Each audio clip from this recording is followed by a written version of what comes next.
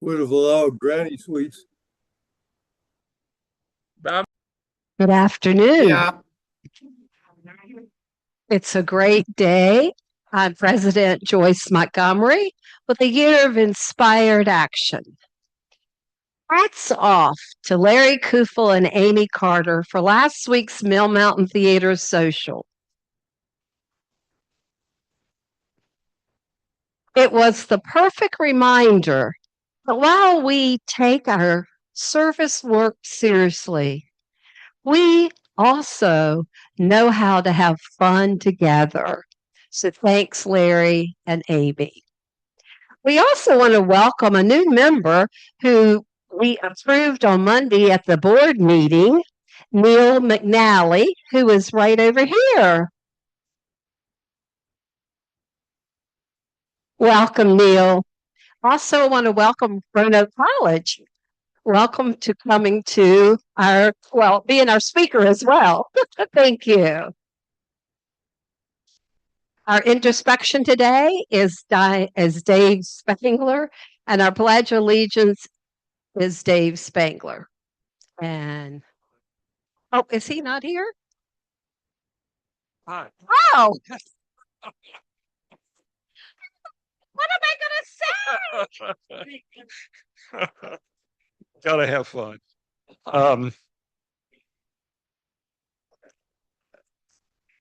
My oldest granddaughter lives in Grand Rapids, Michigan, and she is part of YWAM, YWAM, Youth with a Mission. She just got back from 3 months in Turkey. And the last couple of weeks of that, she was just across the border from Syria.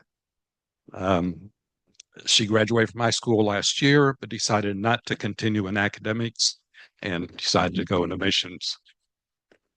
This morning, I spent 2 hours with a good friend who just flew in. We picked him up last night at the airport from Israel. Got out just before they closed everything down. So I thought I'd give you something that every day is a new day. So here's a thought for you. Life is challenging because it is short. Every moment wells up challenging opportunities because it is uncertain. It's filled with challenging adjustments. Could this be what Jesus referred to when he promised an abundant life? Abundant with challenges, brimming with possibilities, spilling over with opportunities to adapt, shift, alter, and change. This is the perspective that keeps people young.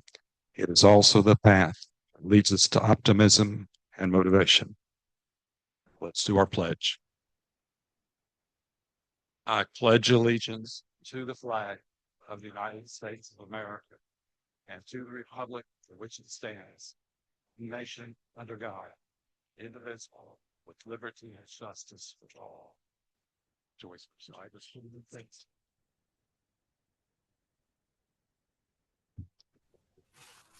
Well, I see Don Wilson walking in, and today is his birthday. Hey! Great entrance, Don. Yeah. I'd like to have Harry Zuloff come up and introduce our guests. Oh. Y'all are tricky today. Good afternoon, Kiwanians. I'm going to announce our guests today. I'd like them to stand along with their sponsors. And I'm going to start off with our Great Action Club. Dana Roby, right there. He's in the chair right there. And Amy Parker is with him. Jeff Schweiger is there. And Robbie Harrison. He's recently come to the meeting now. All right. Those are our Action Club members today. Thank you for coming. I didn't get you. I'm sorry. Anyway. Okay. All right. Thanks for attending. Next, we have a group of speakers, not just one speaker. So I'm just going to have them stand up and I'll say their name. We'll start with Dr. Laura Hartman, and then there's Jessica Horton, Lavender Owen, uh, Alicia Trapp. What is it? Okay. And I've got Xander Weber and one more. Who'd I miss? Oh, Brianna. I know she's on here somewhere. Anyway, Brianna, and they're going to be giving the presentation later. So welcome all from Roanoke College.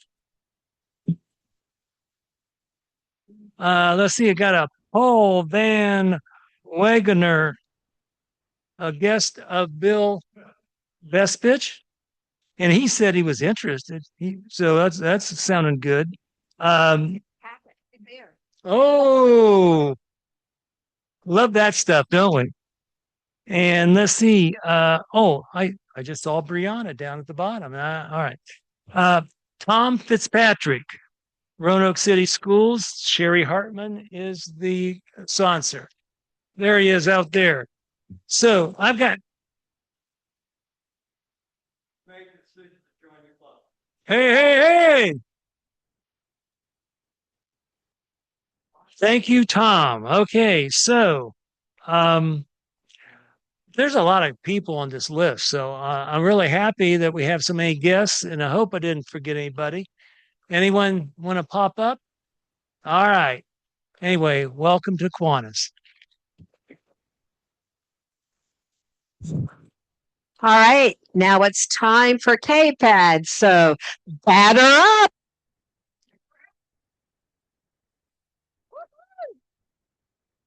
Hey, everybody. Guess what our theme is? Batter up. All right, so we're having a lot of fun with our fundraiser. As most of you guys know, this is our biggest and only fundraiser of the year. So we want to knock it out of the park. Okay, and we're having some great momentum, but we need more. Okay, we had 15 turn-ins today. And John, how many people we have in the club? 146. 146. Okay. We want 0 zeros this year. Every single person can buy at least one or more tickets. Okay. So I have more. If you need more, I have tickets. I can also come and pick up money from you. I like picking up money.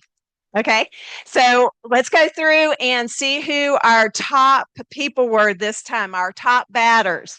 So the way we're doing it this year is to try to spread out the love. And so for the race for the pennant, we're doing a couple I looked at the dirty socks. We're doing a couple different things this year. So the home run derby is more on an individual basis. And every time we get $100, we get another home run. So you'll see that in a minute too. And then we're going to show the cumulative scores because a couple of you guys are swinging away and really hitting some home runs. So we want to recognize that as well. All right. So the golden spatula. Actually, it's the Golden Glove this week. And so who won this week was Scott Smith with the Pancake Pirates. They came in first. So is Scott here? Okay. Who's here that's on Scott's team? All right, Jason Poff, because you had a big turn in last week. You get the Golden Glove this time. He gets the Golden Glove. Now you have to bring it back next week for the next one. All right. Congratulations. Woo.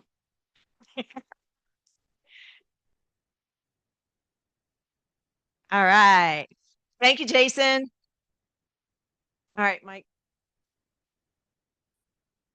And here we go. So our leading sluggers, and these are cumulative scores for our first 2 weeks. So our leaders, and it was no coincidence that Jason just came up to get the Golden Glove because he's at $600 right now.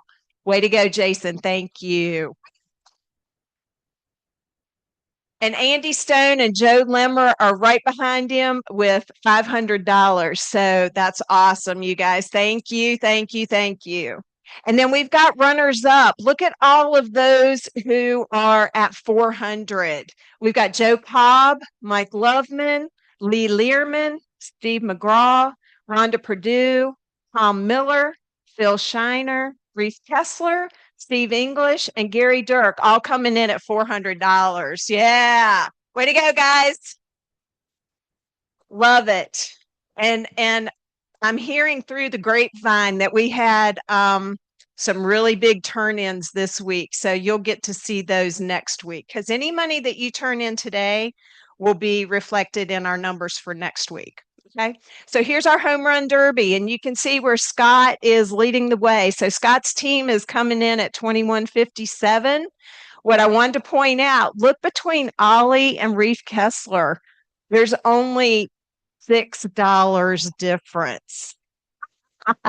Okay, so Ollie's ahead of Reef by $6. I love that. So that shows you how close this pennant race can be. So keep turning in that money. Keep turning in that money. Everybody's doing great.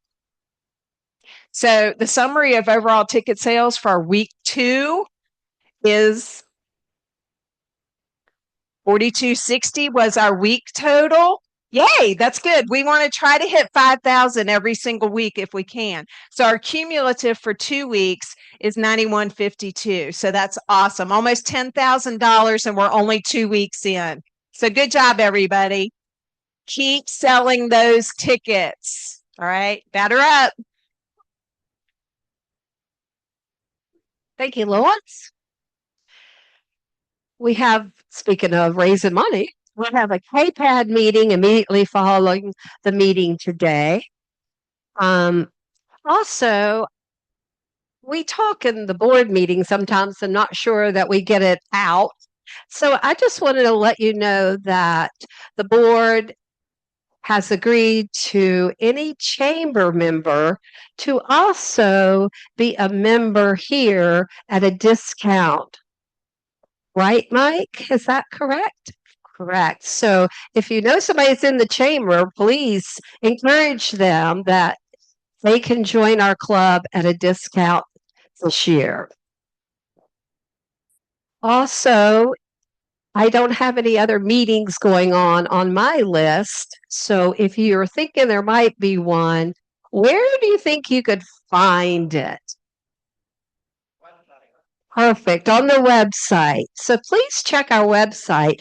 Michael Brockton does a great job of updating it, but as he says, he can't update it if we don't give him the information. So he keeps it very well, and he comes after us sometimes to give him the information. So thank you, Mike. All right, brag bucks. We have time for brag bucks. Bert Boyd wants one. So anybody else? Please come forward and don't stand behind me.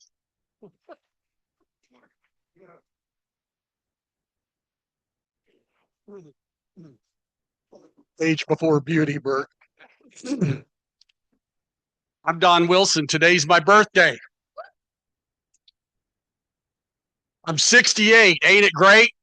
And I'm not going to do some convoluted addition or anything. There's $100 for the foundation, John. Thanks a lot.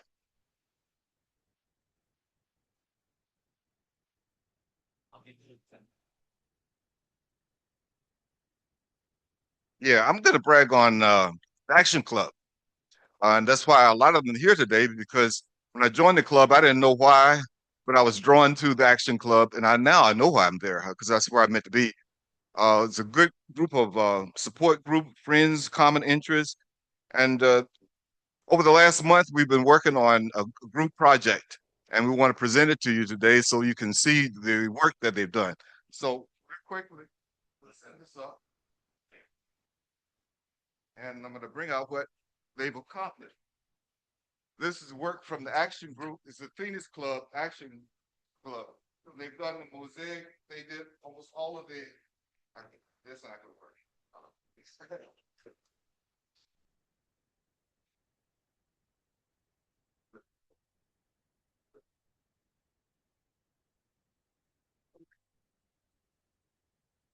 So on the back, they've all signed it. We're going to put wire hangers on it and hang it at the Blue Ridge Independent Center where we work together. So if any new members who haven't yet decided where they want to work, it's a great group to be with and support. And I have another break announcement real quick.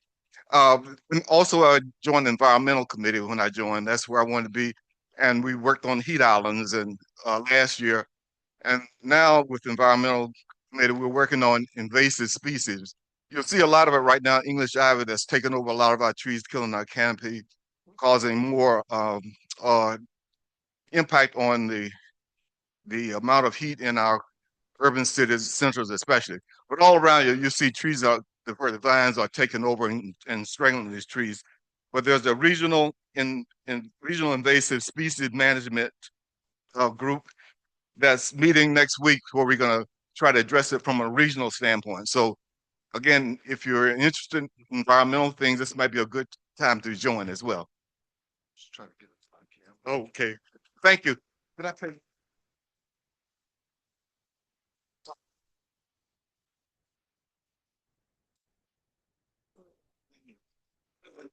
Thanks, Eric, for the assist there.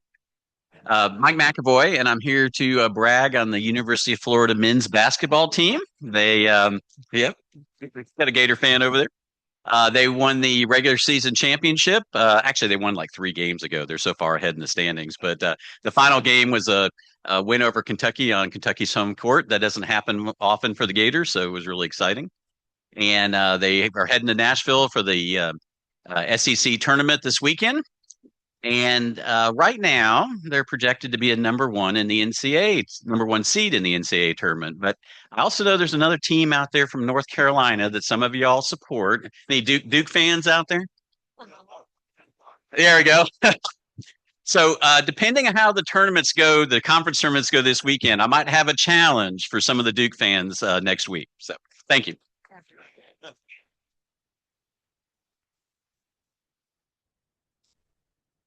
I think a little repartee is coming up here. I'm Sherry Hartman, and I wanted to brag on our new member today. I'm so thrilled that Neil McNally has agreed to be a member of our club. And Tom, I'm so excited about you too. And I also want to give a plug in for the book club. Neil got started by attending our book club. He also happens to live right down the street from me. So watch out. If you're in my neighborhood, you're one of my targets. So I might just reel you in also. But we're really delighted to have him. And join us if you can tonight at the book club. It starts at 5:30 at the Crystal Spring Grocery. So we hope to see you there.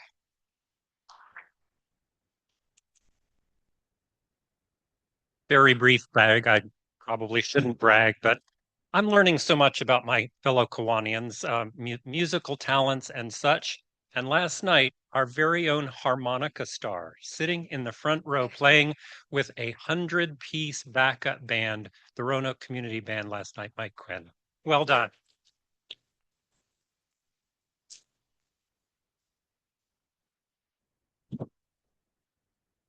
In all honesty, I try not to do this, but Mike came up first, and the other team in North Carolina that's talking about is Duke. Now, I've been up here and said stuff about Duke before. I'll just sort of give a report on the Duke season. They've lost 2 games so far. They won their league championship here a couple of weeks ago. Over recent weeks, they defeated the then number 1 Michigan team and then were elevated to number 1 status in the country. Since then, they beat Virginia by 26. And then last weekend they played Carolina. They beat them by 15. They announced some honors in the ACC earlier this week. Coach John Shire, the youngest coach to ever achieve 100 league victories, was named the ACC Coach of the Year. Cameron Boozer, his current star, was named the ACC Player of the Year and also the ACC Freshman of the Year. One of the other players on the Duke team was named Defensive Player of the Year, and another one of his teammates was named to the All-League Defensive Team. Now, Mike is right. Florida will be one of the number one seeds in the NCAA tournament. Duke will almost be one of the number one seeds in the tournament. That won't all be lived out for another month. In the meantime, let me just say that this is a misperception. The Duke tent is large, and if any of you Virginia fans want to jump over to the Duke team after the 26-point loss, you're welcome to join us. Virginia Tech lost last night in the first round of the ACC tournament in overtime. I watched and I cheered for Virginia Tech to naught. But if any of you Virginia Tech fans want to join the Duke tent for the NCAA tournament, that will also, you'll be welcomed, I guarantee you. So looking for $5.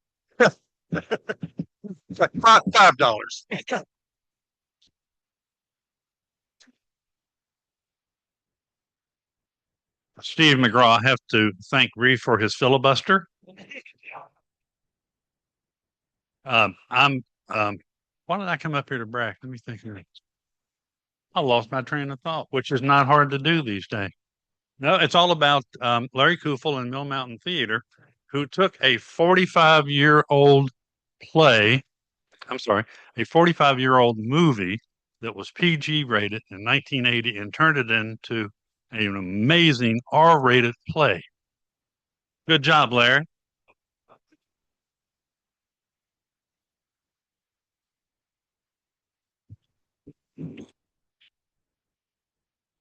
All right, we have some more time if anybody else wants to brag.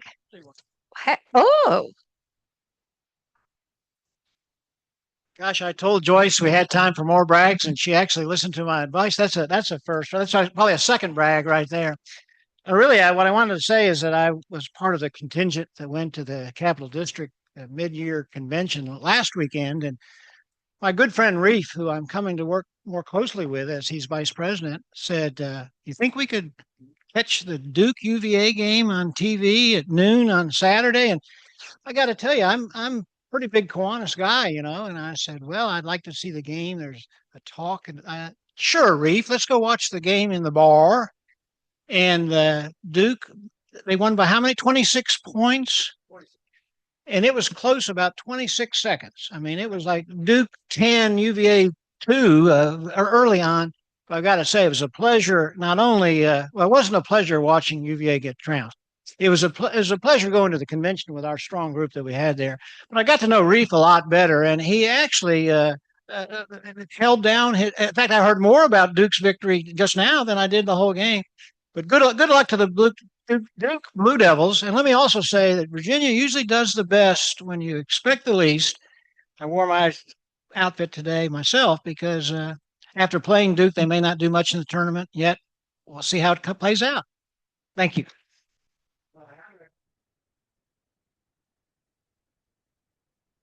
You know that Penn State and Ohio State have this issue, if you will. And I'm going to brag on Penn State because they won the Big Ten wrestling tournament. They won 7 of 10 bouts, national championships, and Ohio State was a lowly second.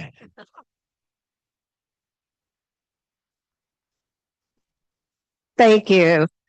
I now would like to call up Sherry Hartman to introduce our program for Roanoke College.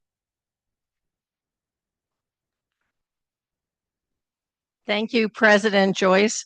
I think we have folks here to laud the Maroons, right? So we are delighted to have Roanoke College here today. I have been so impressed with these students and this class and their professor, Dr. Laura Hartman. So I'm going to introduce Dr. Hartman, and she will introduce her class. Dr. Laura Hartman has taught at Roanoke College in the Environmental Studies program for 8 years. She received her doctorate of philosophy from the University of Virginia and has had faculty positions at the University of Wisconsin Oshkosh and Augustana College. In addition to her work at the college, you may have seen her around the community because she's quite engaged in our community. She works locally in advocacy for public transit through the Bus Riders of Roanoke Advocacy Group and is on the board of Virginia's Interfaith Power and Light and Interfaith Environmental Organization. It is my pleasure to turn over the mic, and please join me in welcoming Dr. Laura Hartman.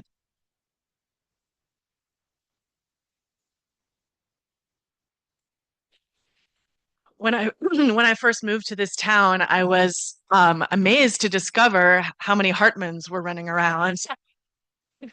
No relation, but much admiration. So thank you. Thank you. So at Roanoke College, we have a major called Environmental Studies. And students who are majoring in environmental studies are preparing for a wide range of careers related to the environment. Every student who majors in environmental studies takes one particular class when they are a senior, getting ready to graduate. That class is called our senior practicum. In the senior practicum, we ask the students to engage with some entity in the community and to use all of their interdisciplinary environmental studies skills to solve a problem or to engage with that outside entity. This last fall, in fall of 25, we were so grateful to be able to partner with the Kiwanis Club, in particular, looking at the Kiwanis Nature Park on Melrose Avenue.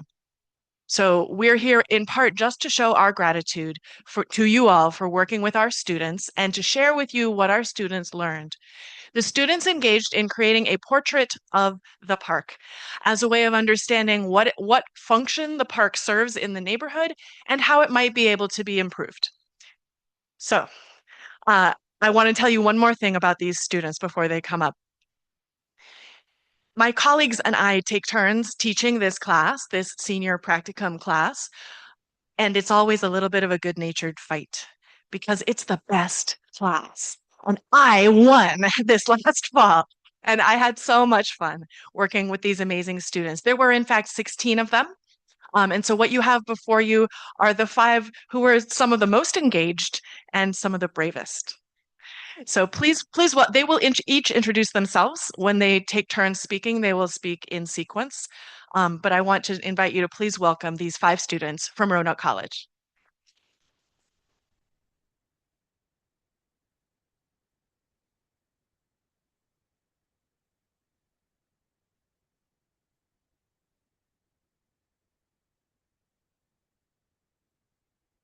Hello, I'm Lavender Omen. I'm the first speaker of the group.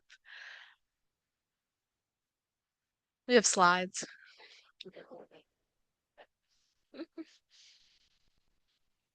So, a portrait of the park, Kiwanis Park.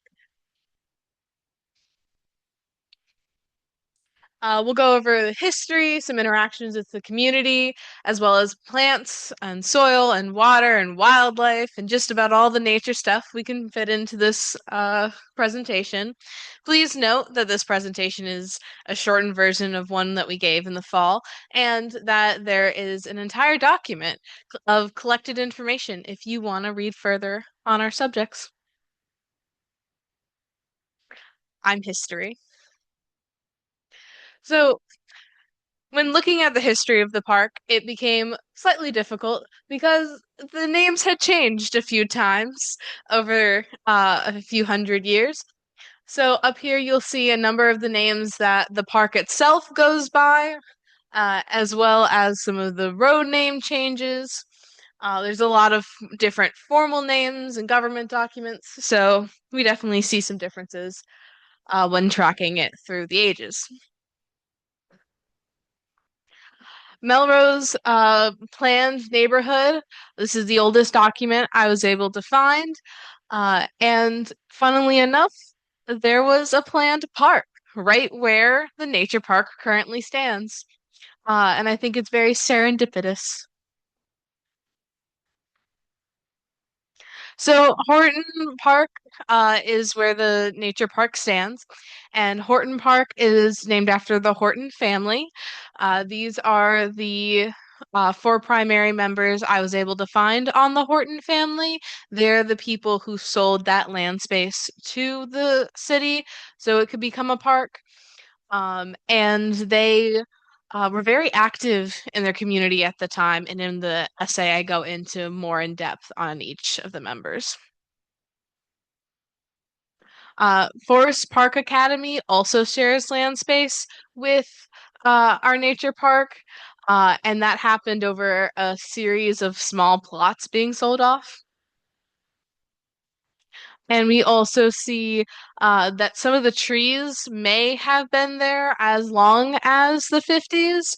However, we also see them bordering the creek, which will be changing soon.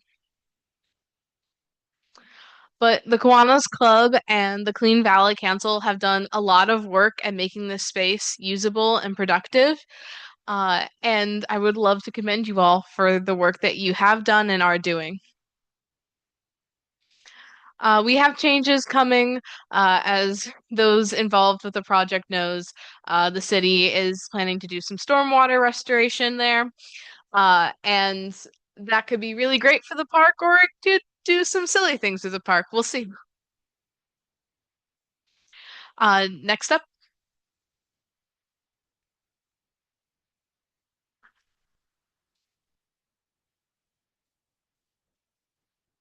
Hello. So my name is Xander Weber. With all the basketball talk, I do want to say I'm disappointed in Virginia Tech. I'm originally from Blacksburg, so I felt a little bad last night watching the game. But I'm here to talk about the community because really this park is there to serve the surrounding areas, and we want to highlight what is there and who actually gains from all these efforts. So the first thing we did is we actually looked at the census tracts of the area. That red arrow in the middle, I know it's a little small, it points to the park. And what we found is the park actually services 4 different census areas, which contain a large number of people just because they're all neighborhoods. And so this is just a map to show the area that typically will be serviced by this park. We did some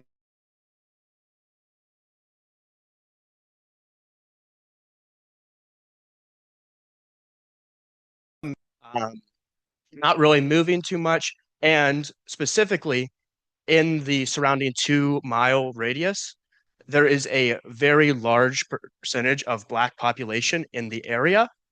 Historically, with Roanoke, this makes sense because a lot of those populations were moved into this area, but it is important to note, just looking at the breakdown, who is actually being serviced in this community. Also, in this area, there is a wide range of educational levels. And with the Melrose Plaza being right there and also Forest Park Academy, this is changing. But there's the Excel Center, which will help those who did not finish their high school degree gain that. And then also Forest Park Academy, which is helping that as well. We did have a few surveys in the actual class. One was made by us and one was made by you guys. Kind of just aimed to see what the community wants in the park. So in our survey, we got a total of 9 people to take it. We are going to continue broadcasting it to see if we can get more responses. Pretty good breakdown between male and female. One thing to note is even though the demographics had a large Black population, they were 2/9 of our actual surveyed data. We noticed that people tend to drive to the park a lot of times to tend to children, which makes sense with the playground right there. Otherwise, some of the things that the neighborhood really wanted was live music events with the pavilion. and more children's education, specifically around nature, birds, and trees. That's just a graph of the actual educational programs. It'll be in our essay as well. And then lastly, there's the at-risk population. So just in general, who is using this park that you need to look at their needs a little bit differently. This is all transportation needs and just in general, any disabilities, whether that be mental, physical, emotional, anything like that, just in the surrounding communities. So with that, because we just talked about who is being used, I'm going to pass it back off to Lavender.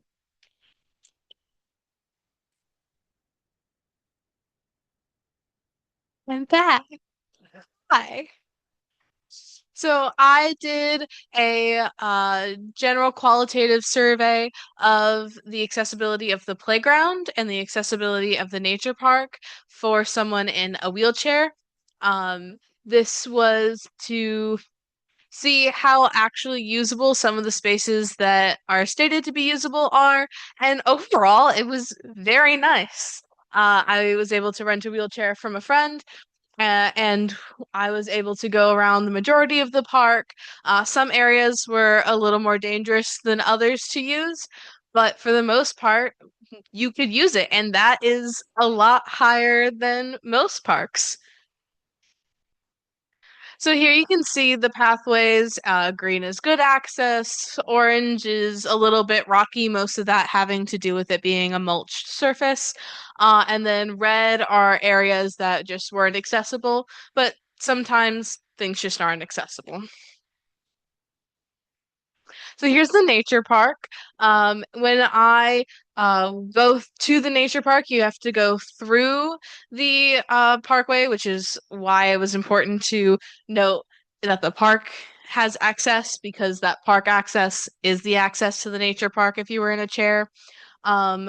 It's a gravel walkway primarily, so that's a 50-50 how usable it is for people, but usually if you're on a manual wheelchair and someone's pushing you, it is accessible on a level. The concrete amphitheater will be very useful. And unfortunately, the picnic table has a space for a wheelchair, but is too low for it. So if anything like that gets put in the future, I would recommend raising it. There's pictures of me. You could see that my wheels kept getting stuck in all the pine cones. So that's something to watch out for if you're doing an event in that space. Maybe put some time into cleaning up the pine cones and pine needles. And then also, if it's possible, widening that gate access. Shade coverage. So there is an interesting amount of shade differences around the park, and we would really recommend planting some shade growing trees because of heat issues, especially when it comes to like touching the playground equipment. Some of the playground equipment got fairly hot.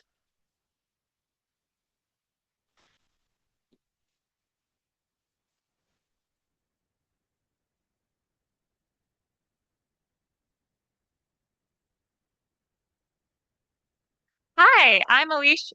Oh, that's weird. I'm going to be talking with you guys about some of the plant life that we looked at the nature park.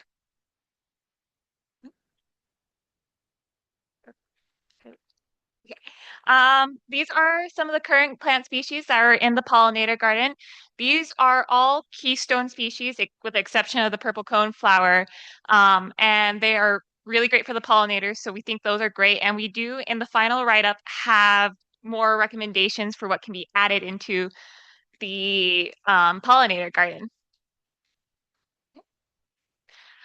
Weeding recommendations. We think you guys are doing an amazing job with what's been going on with the community outreach, getting people to come together and weed the garden by hand. We do recommend continuing to weed regularly without using harsh chemical weed killers, because those are not super great for the environment. And we recommend continuing to create more community outreach days, bringing people together, creating a sense of community, and weeding the garden. So for the tree contributions, we were looking at mainly carbon storage and the park as a carbon sink. There was roughly about 9,500 kilograms of carbon being stored in the trees at this park, which is super great, especially with it being in an urban area.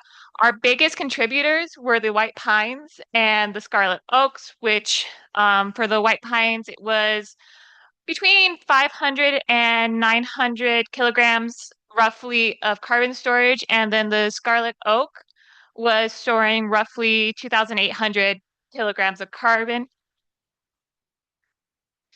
And then we also collected some heat data from the playground and from the park in the nature park and the playground area.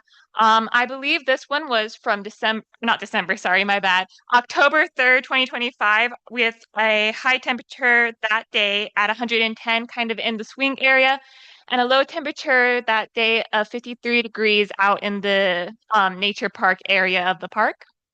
And if you can see where the trees with more shade coverage was a lot cooler than when there was less shade coverage. It is also important to note that there are a bunch of little trees, baby trees growing right now. And as those continue to grow, they will provide more shade coverage, which will hopefully cool off some of those hotter temperatures that we recorded. All right, and this is a temperature study that we did 20 days later. We can see that the low that day was 39 and the high was 96. And again, the high was in the playground area. There are smaller trees that are going to continue to grow. And as they continue to grow, that'll provide more shade coverage, which will help with carbon sequestration and help keeping the playground area cool. And we also looked at the pollinator garden in specific with the benches. On the 3rd, the high with the bench that was in direct sunlight was 98, and on the 23rd, it was about 70, 78. So there was a significant difference in heat on the 3rd in comparison with the bench in the sunlight and the bench in the shade. There was not as big of a difference on the 23rd as it was getting later into fall, but in the summertime, there's going to be even bigger differences. But again, there are smaller trees that are continuing to grow. And so as they grow, they will provide shade coverage for those benches in the sunlight. All right.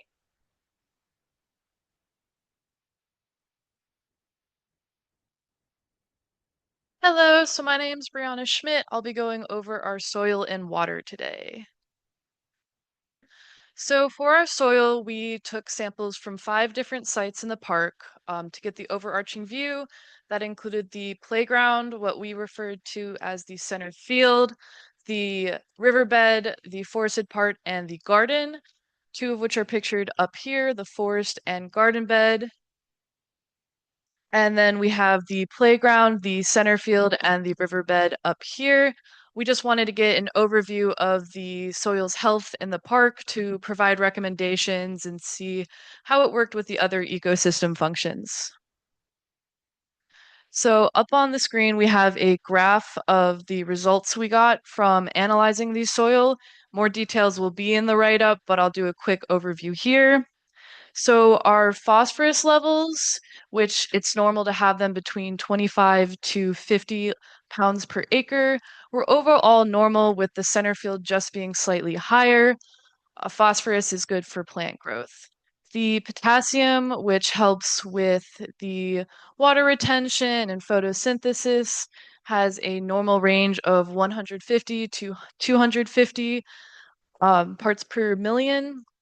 The forest and garden were slightly high, while the other 3 sites were slightly lower.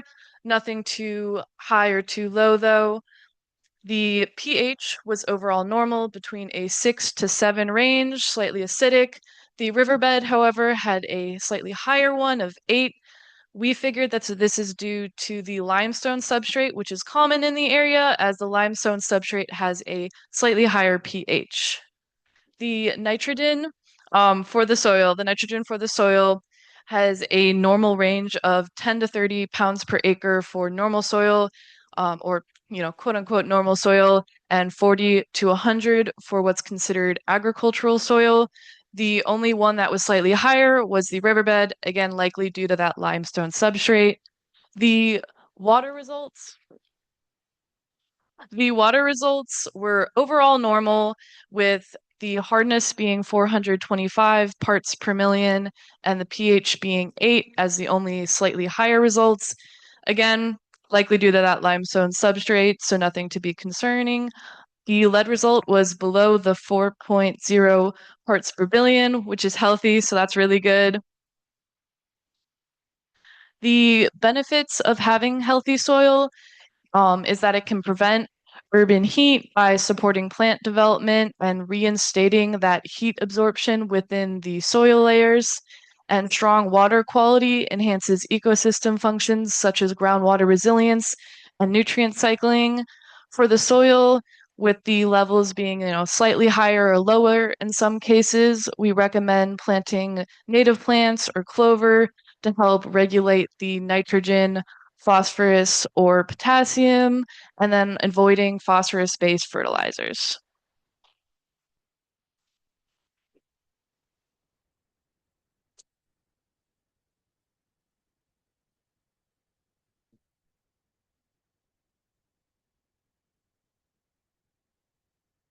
Hello, I'm Jessica Horton. No affiliation with the people the park are named after. But I'm going to be talking about some of the wildlife at the park. It was actually made up of three groups looking at the wildlife.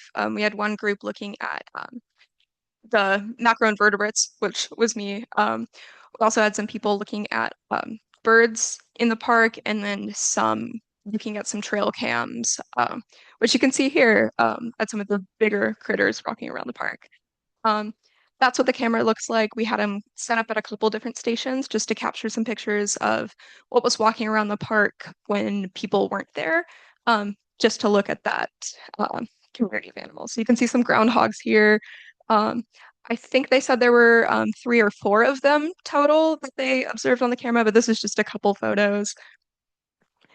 There were some deer. I'm not sure how many deer in total, but I know they saw quite a few, more than this. These couple babies also.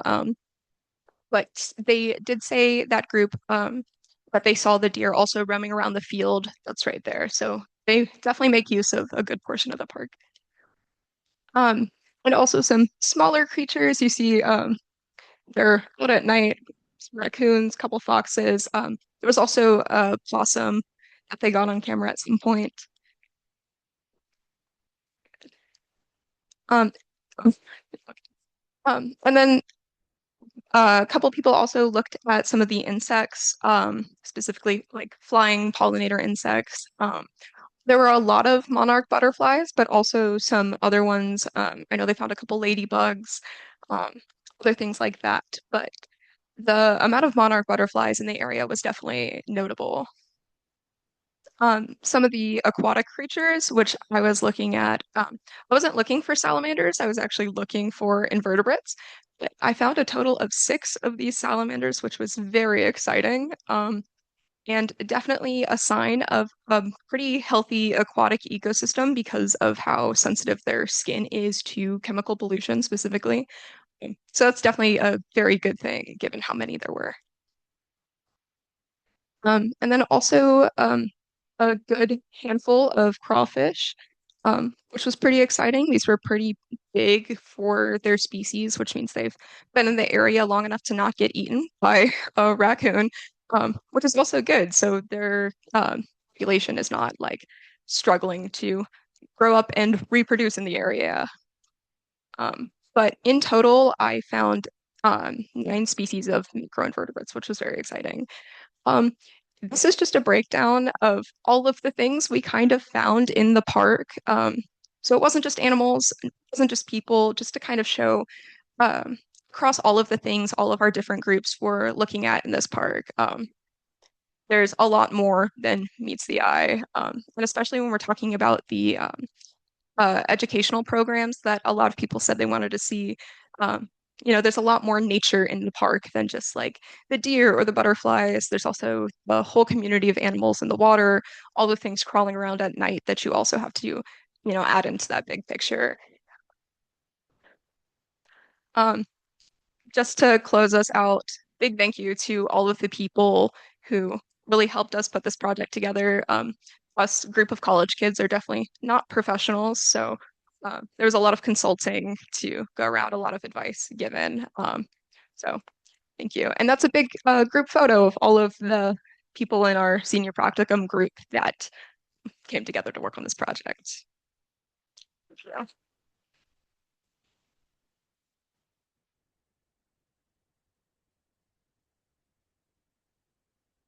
We are now ready for your questions.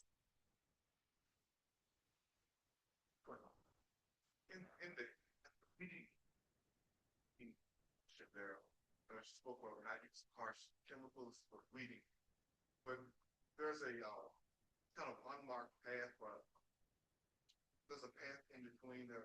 Could you use a combination of the dissolved salt and vinegar?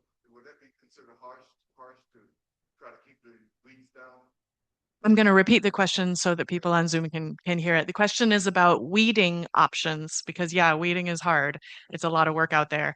And we're wondering if perhaps something like salt or vinegar could be used. Maybe that wouldn't be in the category of a harsh chemical. Do I have a student who wants to answer this? Okay, we have a partial answer. Yes, I was not in the group that worked on the vegetation. So I can't necessarily speak on the impact of that the chemical use. That's definitely something to look into. But as an alternative to using any kind of like liquid or any chemical fertilizer or um, herbicide, that's the word I'm looking for. There are certain plants that will keep other plants from growing. Plants that you would want in a pollinator garden. So when you're looking at the kind of vegetation you want to plant in the area, there are things that will keep the weeds from growing. So that's something to look into if manual weeding is not a great option. I also wanted to add an invitation for your group to come visit our environment center at Roanoke College. We have a whole area that used to be a field full of invasive species that we are gradually turning into a meadow of native plants. And we're using a combination of many methods, and our professors who are working on that would love to meet with you all and talk about the various methods that they're using. Other questions?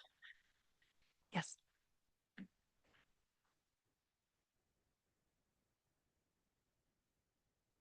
Okay, the question was, other than the salamanders, what was one of the most surprising things that came out of this research?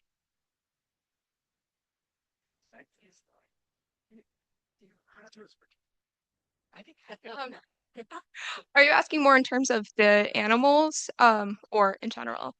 I know the group working with the trail cameras did get one photo, which we didn't include in the presentation, of a mama deer nursing her little baby, which was really pretty cool to find. I wouldn't say that's surprising, but that's kind of a rare thing to catch on camera, which is pretty cool.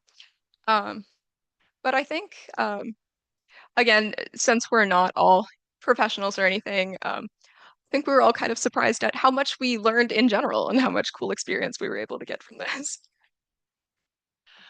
I just want to add one thing that surprised me from the data that they collected was how hot the playground gets. Did you all see that? In October, the playground is in the 90s or 100s. I mean, imagine what it's like in the summer. That's going to hurt people. Anyway, I know that there are trees in the area that hopefully will grow up, but that's going to take time. I want to encourage you all to look into like grant money for sales, those like canopy kind of things. It's just until the trees get big enough because it seems a little hazardous to me. Other questions? Oh, yes, sorry, we have an addition. Could you give us like 3 or 4 things that we ought to concentrate on next 3 to 5 years to make the Dixon Park even healthier? Okay, great question. So the question is, what are 3 or 4 things that this group could concentrate on to improve the park over the next few years? This is a question for the students. Lavender, you want to start? With the stormwater plane changes the city is making in the for the park, there's going to be a real demand to replace the trees that are being lost in that. So the one end of the park is very wooded. There will be many trees lost in that. Some of them are probably planted from the 1950s, and so losing those older trees will need to be put back. We'll need to find some sort of solution for that. So sorry to be taking up a lot of the questions. I just wanted to add on to your question about the surprising findings. Something I forgot to mention. The hottest part of the playground, which you can see on those maps, was actually the accessible swing.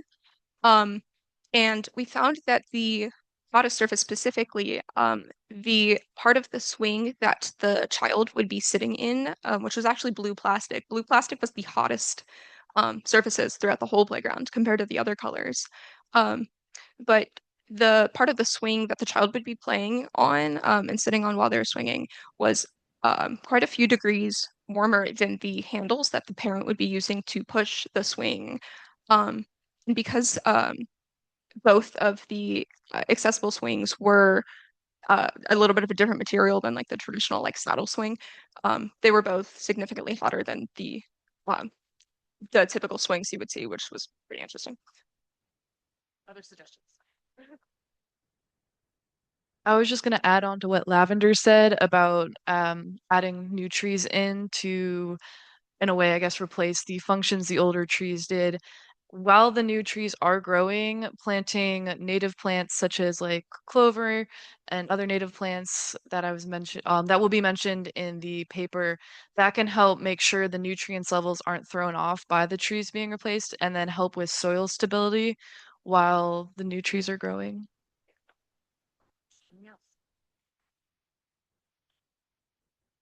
Do you want to say something, Lisa? Hi. For the I'm going to talk about the pollinator garden specifically because that was what my group focused on mainly. Um, just kind of what I went over in the presentation, just increasing the biodiversity in the pollinator garden, especially with native pollinators, to kind of build that up a little bit more. It looks great right now. Most of the plants that we saw in there were fall blooming, but maybe increasing the biodiversity and adding in more pollinators that are spring or summer blooming too. All right. Do we have time for more questions, or are we done? Maybe one more question? Yeah. Okay. What about the deer? How do you keep them out of the pollinator? Okay, so the question is how to keep the deer out of the pollinator garden. I can answer this. We can both answer this. One of the biggest things I would say is to keep intact the places that they are currently hanging out, because they weren't spotted near the pollinator garden. Actually, they were caught on camera on the other side of that creek, and also like walking through the field, but they weren't like grazing in the field. So they're taking shelter on the other side of the creek where most people wouldn't be, going over. So I would say keeping intact the part that they are staying in so they don't have to resort to eating the pollinator garden. And they are with the stormwater project, and there's going to be a lot of tree loss in that area. So our biggest suggestion is as they continue to change that, to keep planting the trees so the deer stay kind of in that habitat and away from the pollinator garden, and just keeping that up like Jessica said. Is this one more question? Yes.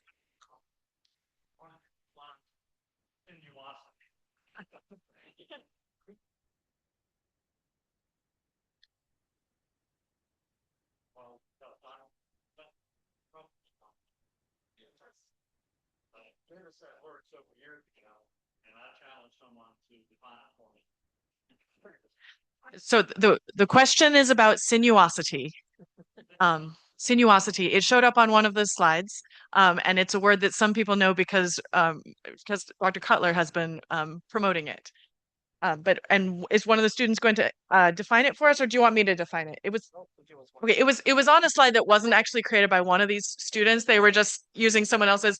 But But it's this is a math term. You all know this, right? You remember your sinusoidal curves from math, right? They go up and down and up and down. It means curviness. Yeah. But a river or a stream with more sinuosity, right? More curviness is going to do something different in terms of what it looks like inside that water. And that relates to how many different creatures it can host. So it's about making the river hospitable or the creek hospitable.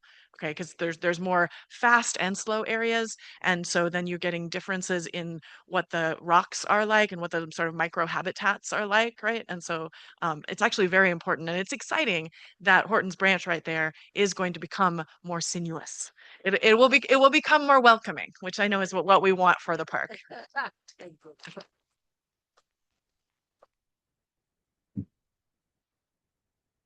Thank you. Dr. Hartman, would you like to come up? She has asked for her honorarium to go to Clean Valley Council. So thank you.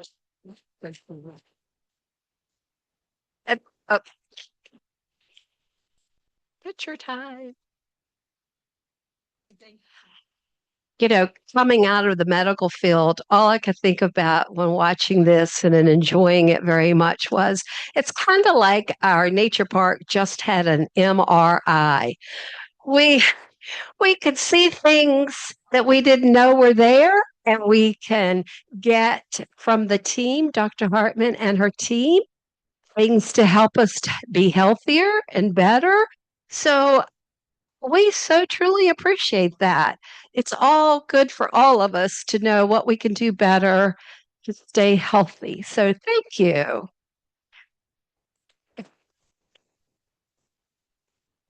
Next week, our program will be Stone River Construction on Businesses in Roanoke, introduced by J.C. Taylor. Please go and enjoy your day. It's beautiful, and see you next week.